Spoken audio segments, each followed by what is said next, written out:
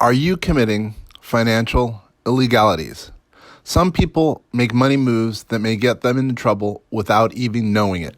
Hi there, Kenner French with Vast Solutions Group, the nation's premier tax and financial engineering firm for small business owners. We've been doing this for 50 years and we've seen a lot. We've seen some people breaking the laws and not even knowing they're doing it. Here in this next few moments, you're going to learn a little bit about what some people have done, and hopefully that will disallow you from doing the same thing, even if by mistake. Americans are doing things with their money, invested assets. Most of them are doing it on the up and up. However, some exceptions to the rule.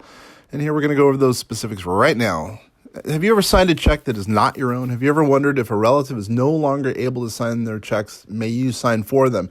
The general answer is yes, but if you've been granted power of attorney, or a POA, for your relatives. A POA gives you the legal ability to handle any financial transaction on their behalf, including writing a check. However, depending on the state in which you reside, you may be permitted to sign on behalf of another as long as you follow some very specific rules. First, you need to have written permission from the person for whose behalf you wish to sign. Second, make sure to clearly write PP before the person's signature.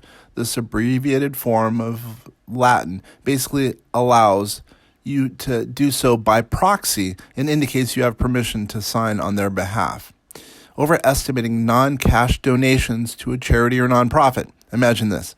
Someone donates a van to a food bank. In the donor's mind, that van is worth the original purchase price, whenever it was done, of $6,500. Now, unfortunately, the fair market value of the van turns out to be substantially less due to something called depreciation. However, the donor reports the value to the IRS at $6,500. If the IRS disagrees, and it might weigh well in this circumstance, the donor might be in for a tax penalty. It's important to remember that this information should not be construed as tax or legal advice and may not be relied on as such. Now, forgetting to report 100% of income. Some people intentionally mistake their income to the IRS, and other people neglect to report miscellaneous forms of income such as royalty, freelance payments, etc., etc.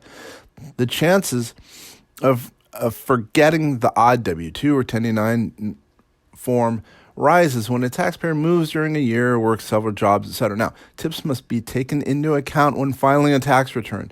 The IRS provides a form called 4137 to help individuals determine any additional Social Security and Medicare taxes that may owe as a result of tips and wages not reported on the W-2 statement.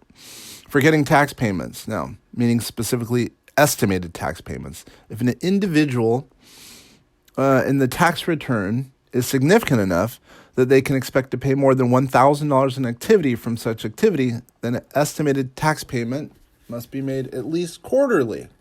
Now, if you think about it, what does that mean? That means, well, you need to do the right thing. Well, what about deducting too much in business-linked expenses? This can also invite an IRS penalty, and business owners, executives, entrepreneurs can fall prey to this common tendency.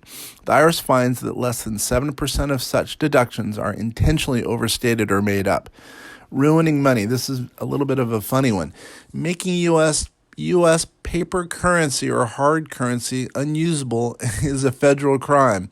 If someone intentionally or unintentionally defaces, glues together, or mutilates bills or coins to the degree that they can no longer be used in commerce, it's a violation of federal law. Now, if you're guilty of negligence, it sure beats being guilty of fraud.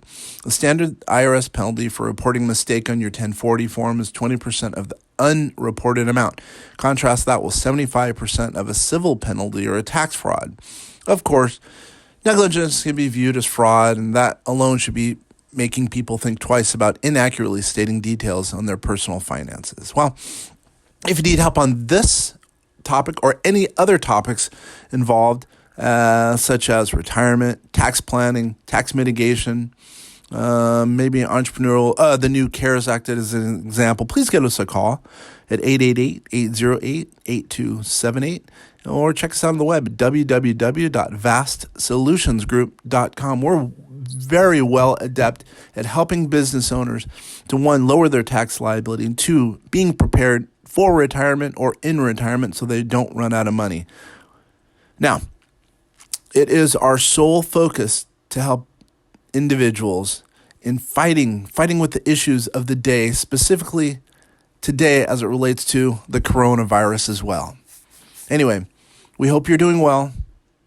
Thanks for taking the time to listen to this audio. It's been a pleasure.